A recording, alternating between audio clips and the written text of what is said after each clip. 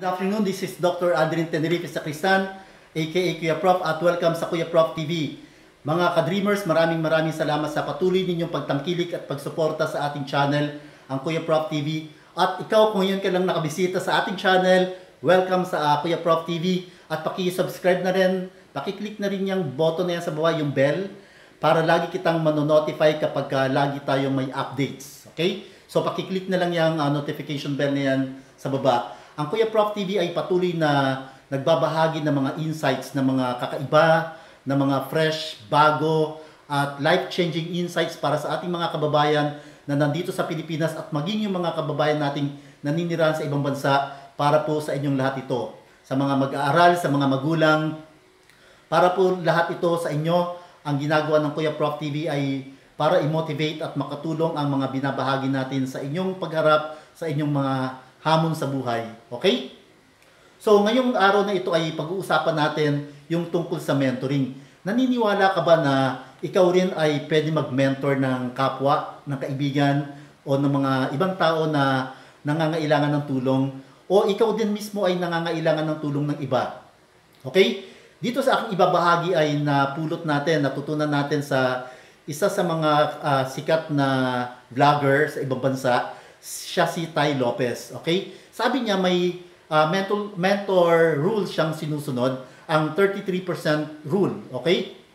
Tatlong bahagi yan sa buhay natin na sabi niya dapat bilang individual, bilang tao, may 33% ng iyong buhay ay iniaalay mo o nilalaan mo sa pagme-mentor ng iba.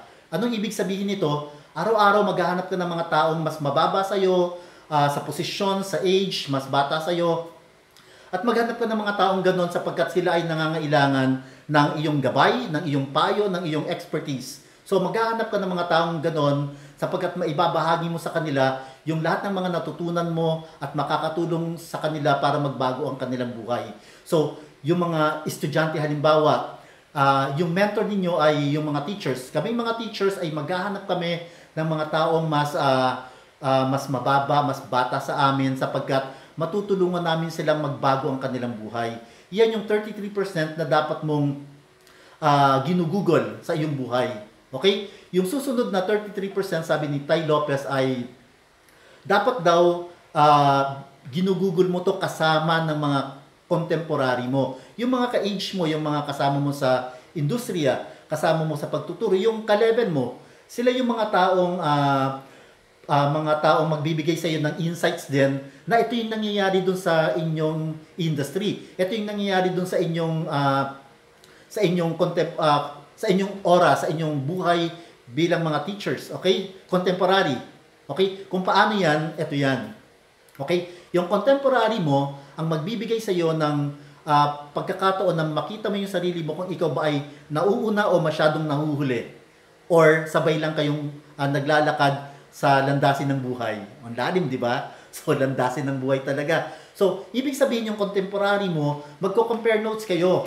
At makikita mo rin, ma-inspire ka rin na hindi ka pala nahuhuli. Sabay lang pala kayo. O, sasabihin mo sa sarili mo, nauuna pa ako kaysa sa kanya. Baka makatulong din ako sa kanya kung ibabahagi ko sa kanya yung aking karanasan, yung aking strategy. So, importante na kasama mo sa buhay, yung 33% ng iyong buhay ay contemporary mo, kasabayan mo. Importante yan. Bakit importante? Sapagkat nagiging masaya yung buhay mo eh.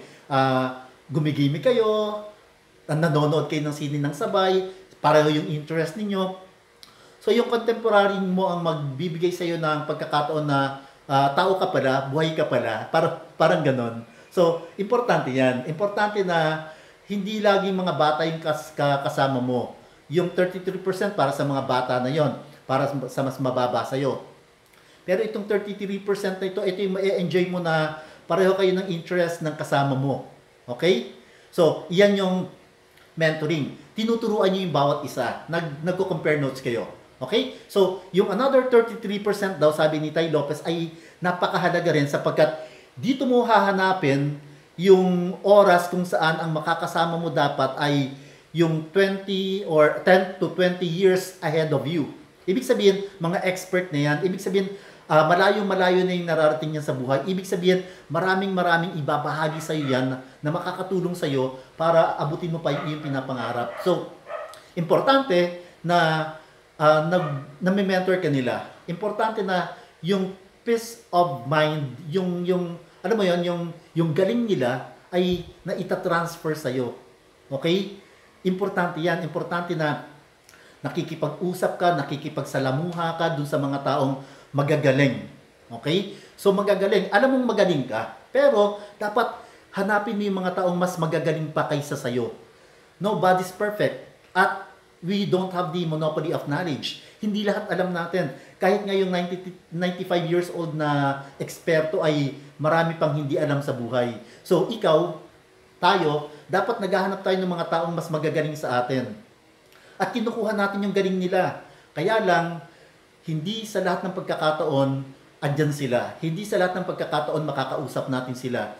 Maraming mga expert, okay, mga eksperto na matagal nang wala. Ibig sabihin, patay na sila, graduate na sila dito sa mundo. At yung galing nila, dapat nakukuha pa rin natin. Paano yan? Sabi ni Tay Lopez, at ginagawa natin yan, very effective din sa buhay natin, sapagkat tayo ay nagbabasa ng mga libro na isinulat ng mga eksperto o isinulat ng iba tungkol doon sa mga eksperto na yon. At pag binasa natin yon, talaga namang matututo tayo at makakadagdag yan sa ating kaalaman at gagaling tayo. Okay? So magbasa ng magbasa. Sabi nga ng professor ko, naalala ko nung college, sabi niya, in my class, sabi niya, I have 3 rules and you have to follow that rule. Okay? First rule, you have to read. Second rule, you have to read books. Okay? And third rule, you have to read. Ibig sabihin, sa klase niya, dapat lahat ng estudyante marunong magbasa at talagang nagbabasa ng mga libro, hindi lang isang libro bawat linggo. Kung magagawa mong makapagbasa ng isang libro bawat araw, mas maganda. Maraming pamamaraan para magbasa. Okay? Kung wala kang pamili ng libro, go to the library. Ngayon, masaya na nga at maganda para sa mga kabataan na katulad ninyo. Katulad natin ngayon, available yung mga information na yan sa internet. Isang click lang, nandiyan ang information na hinahanap natin. Kaya lang medyo ingat pa rin syempre sapagkat hindi lahat ng information na available sa internet ay totoo. Okay, hahanapin mo pa rin yung totoo. Kasama yan sa pag-aaral. Hanapin mo kung ano yung totoo. Okay? So, yun yung tatlong mentor rule na dapat nating tandaan. Yung 33% rule. Yung unang bahagi ay para sa mga bata, i-mentor natin sila. Yung pangalawang bahagi para dun sa kapwa natin, ka-age natin. At yung pangatlong bahagi ay para dun sa mga mas magagaling kaysa sa atin. Lahat tayo, sa buhay natin, may mas magagaling kaysa sa atin.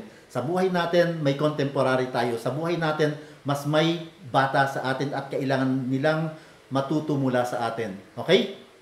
So, yan yung rule na dapat nating tinitingnan. Hindi lang laging ang kasama mo contemporary mo. Hindi lang laging kasama mo mas bata sa'yo para feeling mo mas magaling ka kaysa sa kanila.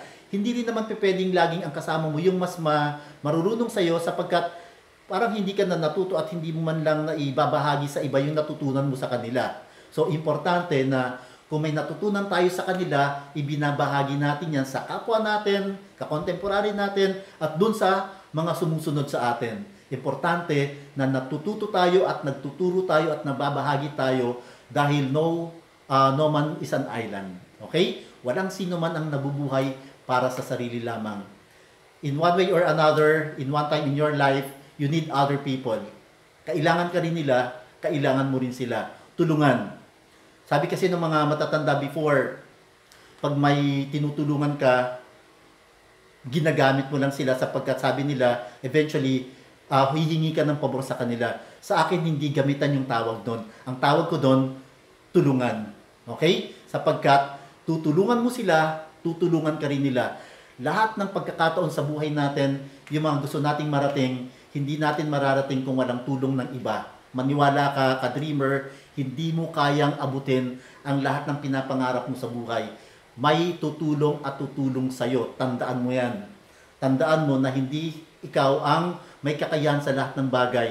May mga bagay na hindi mo alam at yung kapwa mo, yung kapatid mo, yung kaibigan mo, yung magulang mo ang tutulong sa'yo para maabot mo yan. Tandaan mo yan. Okay? So, this is Kuya Prof. This is Dr. Aldrin Sacristan na laging nag-iiwan sa inyo na sana muna may natutunan kayo dito sa video na ito. At kung may natutunan po kayo, paki-share naman para may matuto pang iba maliban sa atin. At paki-encourage na rin yung inyong mga kaibigan, mga kaklase, mga kapwa magulang dyan, mga kasama sa GPTA, na paki-subscribe na rin ng channel para mas ganahan pa tayo sa pag-vlog, pagre-record ng video, at mas marami tayong matulungan. Okay? Kung may pinapangarap ka ngayon, comment na lang sa baba kung ano man yan. Baka makatulong ako kung paano mo mararating at maabot yung pinapangarap na yan. Okay? Muli, this is Dr. Aldrin Sacristan na laging nag-iiwan sa inyo ng mga katagang change your life now by changing your mindset. Kilos-kilos! Ayos!